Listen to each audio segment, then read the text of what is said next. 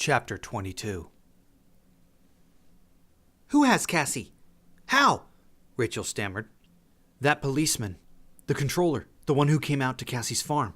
The one who was at the sharing meeting. He has her. He saw her at the meeting trying to get close to the full members.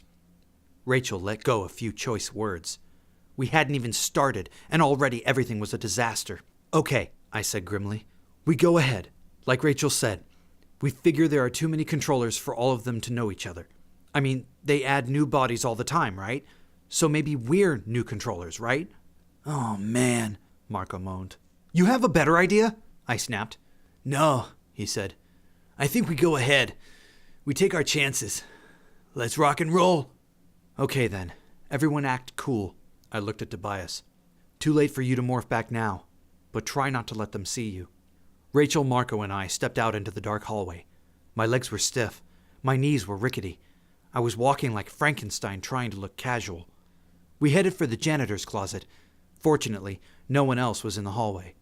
We entered the tiny room and stepped inside. I tried to recall the sequence for opening the door. Faucet to the left, then twist the second hook around right. The door swung open. There was more noise than there had been the other day. Or maybe it was just that my human ears heard it better than my lizard ears had. There was a deep sloshing, swishing sound, almost like gentle surf breaking on the shore. But that was the nice sound.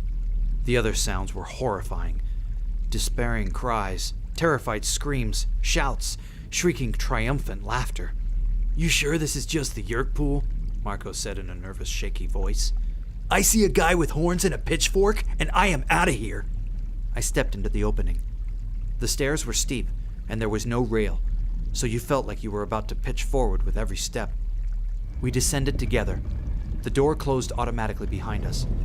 At first, I guess I expected there to be maybe a couple dozen steps, but the steps never ended. We just kept walking, and there were always more steps. The walls were dirt, then quickly became rock as we went down, down, down. It felt like those stairs would never end. Some superior aliens, Marco whispered. You'd think they could have put in an elevator. We all giggled a little. Very little. Suddenly, the rock walls widened out. We had emerged into a huge cavern. And when I say huge, I mean huge. They could have played the Super Bowl in there and had room left over for a couple of malls. It was like a giant bowl turned upside down, all carved out of solid rock. At the very top of the bowl was the faint outline of a hole. I thought I could see stars through it. All around the outer edges of the cavern, I could see other stairways, like ours. They seemed to come from every direction, appearing out of the rock walls and leading down to the floor of the cavern. We clustered closer to the center of the stairway. It was a sheer drop off the side of the stairs. This is gigantic, Marco said. This isn't just under the school. This is under half the town. Those stairways must lead up to a dozen secret entrances. He shook his head. Jake, they have this entire area set up with secret passageways. Oh man, this is worse. This is so much worse. So much bigger. I felt the same despair. We were fools. This wasn't some little group of alien bad guys we were dealing with. To build this underground city, these guys had power we couldn't even imagine. That's almost what it was. A city. There were buildings and sheds all around the rim of the cavern, and we could see yellow caterpillar earth movers and cranes at work on the far side of the cavern. They seemed weirdly normal in this incredible place. And there were creatures everywhere. Taxons, Hork-Bajir, and other things I couldn't even begin to guess at. But mostly there were humans. A lot of them.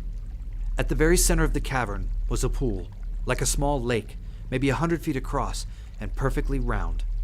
Only the water wasn't exactly water. It moved more like melted lead, and was about the same color. The sloshing sound we could hear was the liquid of the pool being rippled and splashed by hundreds of fast-moving things below the surface. I knew what they were. Yerks. Yerks in their natural slug-like state. They were swimming and cavorting in the pool like kids on a hot day. Near the edge of the pool were cages. In the cages were Hork-Bajir and human beings. Some of the humans screamed for help. Some cried silently. Some just sat and waited, all hope lost. There were adults there, and kids, women and men. More than 100, packed 10 to a cage. The captive Hork-Bajir were kept in separate, stronger cages.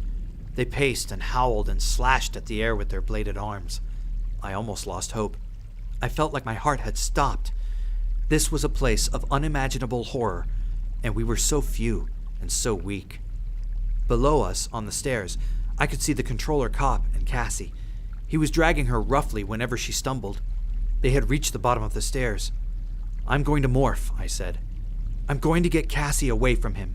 Marco put his hand on my shoulder. "Not time yet, dude. Be cool." "Cassie's okay, Jake," Tobias said. "She isn't hurt, just scared." "He'd better not hurt her," I said. "Keep an eye on them, Tobias." There were 2 low steel piers built out over the pool. On one, Hork-Bajir controllers politely guarded a line of humans and Hork-Bajir and Taxons. This was the unloading station.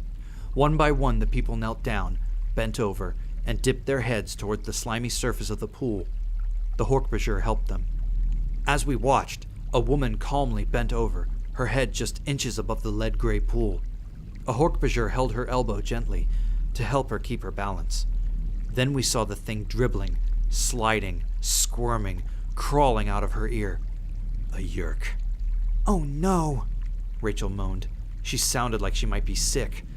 "Oh no." When the Yerk was all the way out of the poor woman's head, it dropped into the pool and disappeared beneath the turbulent surface. Instantly, the woman cried out, "You filth! Let me go! Let me go! I am a free woman! You can't keep doing this! I am not a slave! Let me go!" 2 Hork-Bajir grabbed her. They dragged the woman to the nearest cage and threw her in. "Help!" the woman said. "Oh, please, someone help! Help us all!"